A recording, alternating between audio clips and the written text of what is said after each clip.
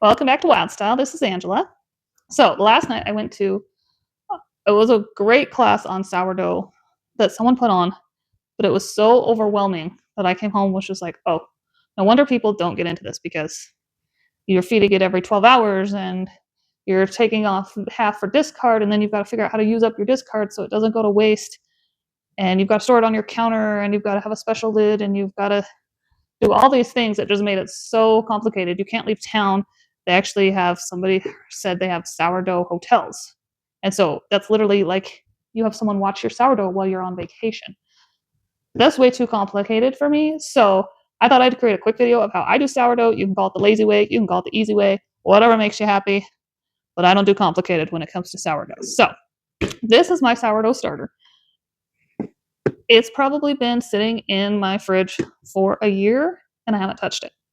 Okay, so it separates out. I did mix it up a little bit earlier, so because it takes a while to mix up if it's been sitting there, because it separates out.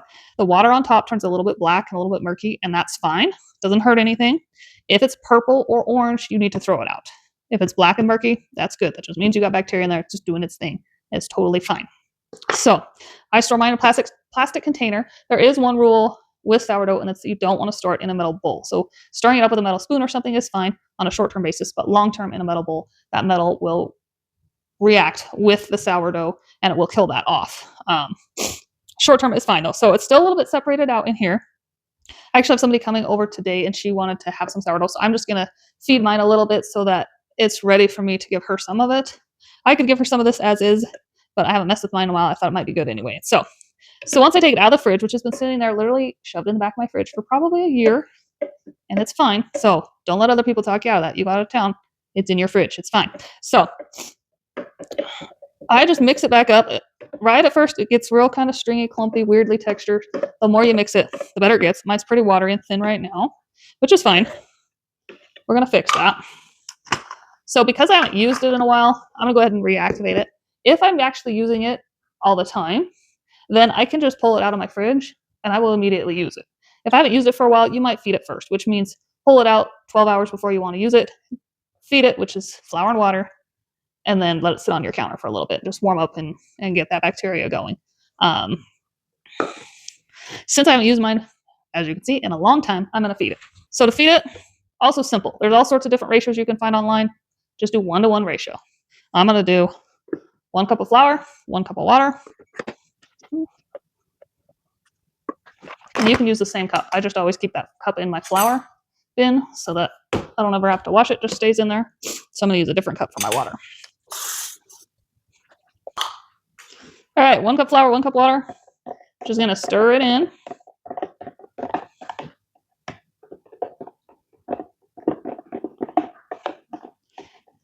Now there is something to the idea of an old sourdough starter. So this sourdough starter, supposedly, the guy I got it from, said that this actually came from Alaska, and it was 90 years old when he gave it to me, which was probably 10 years ago.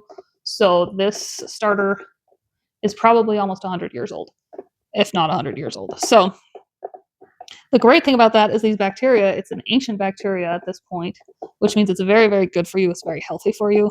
So there's all kinds of fancy recipes you can do, fancy sourdough bread. I've never done that. So there again, I just take my regular bread dough recipe. I do keep the yeast as usual. So if you're wanting to take out yeast and do some of those other things, you may have to use the fancy recipes. But if you're just wanting to add a healthy bacteria to your normal bread recipe, you can just add a cup of sourdough starter to any bread recipe, and that will make it healthier because it's got that bacteria in there. So it doesn't hurt anything. You do have to watch your consistency a little bit. You may have to add some more flour, especially if yours is runny as mine is right now. And because mine is so runny, I might add a little bit extra flour today. You wouldn't do that in yours. Just keep it the 1-to-1 ratio. Mine's just been sitting for so long that I think most of the flour is out of there. So I'm just going to give a little extra flour to enjoy today. Then once I'm done feeding it and mixing it, I will just leave this on my counter and I just gently get this mixed in.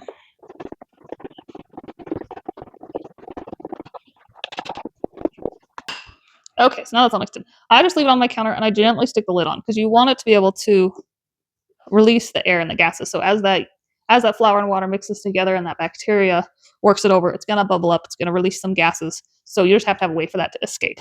So I leave this on the counter for probably 24 hours. And then after the 24 hours is over, I just put the lid back on tight and I stick it in the fridge. When I need to use it, I pull it out, take a cup out, put it in my recipe, and then I replace what I've used. So if I use a cup of starter, I'll replace it with a half cup of flour, half cup of water. Done. Mix it up, let it sit on the counter for 24 hours, throw it back in the fridge. So super easy. As I said, don't make sourdough harder than it has to be. It can be very simple if you want it to be. That's what I do because I'm busy and we've got a crazy life. So I make it as simple as possible. Holler at me if you've got questions or if you want more information on how I use my sourdough. Otherwise, thanks guys for watching. Have a great day and we'll see you next time. Okay, I forgot to add one other thing I do before I go. So I actually take a quarter of a cup out right when you first get your starter and put it in the freezer, just in a Ziploc baggie in the freezer. That way, if your sourdough starter turns purple or orange, you pull the one out of your freezer, thaw it out, feed it, good to go again. Okay? I did that when I first got mine, probably it's been 8 to 10 years ago now. I've never used that baggie. It's still in my freezer, it's still good. It still can be used if this goes bad, but I've never had this go bad. So just an extra little tip for you. That way you don't have to find somebody who's got a starter. You get a good starter to start with, and then you can keep it for life. Anyway, thanks for watching. See you guys next time.